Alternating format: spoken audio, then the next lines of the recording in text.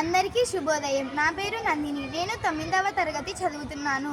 మా పాఠశాల పేరు Jwala little angels English medium high school. ఈరోజు నేను చెప్పబోయేది సందులు.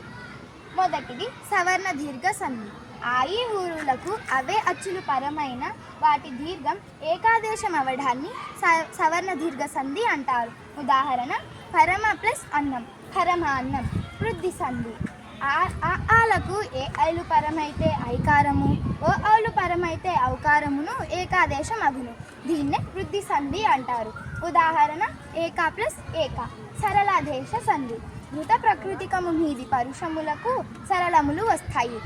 ధృతం చివర గల పదాన్ని ధృత ప్రకృతికం అంటారు. ఉదాహరణ: నిన్ను ప్లస్ చూపి, నిన్ను చూపి. లులానల సంధి. లులానలు పరమైతే ఒకానొకచో ము ధాగమనాన్ని లోపం తత్పుర స్వరంభునకు దీర్ఘం విభాషగును. దీన్నే లులానల సంధి అంటారు. ఉదాహరణ: వేషాలు.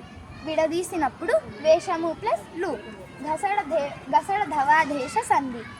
ప్రథముల మీది పరుషములు గసడ ధవలలు బహుళముగా గాగును. దీన్నే గసడ ధవాదేశ సంధి అంటారు. ఉదాహరణ: కూర ప్లస్ కాయలు కలిపినప్పుడు కూరగాయలు. యనాదేశ సంధి. ఈ ఊరులకు అసవర్ణములైన అచ్చులు పరమైతే క్రమముగా యారాలావాలు ఆదేశం అగును. దీన్నే యనాదేశ సంధి అంటారు. ఉదాహరణ: అతి ప్లస్ ఉన్నతి. దీన్ని కలిపి రాసినప్పుడు అత్యున్నతి.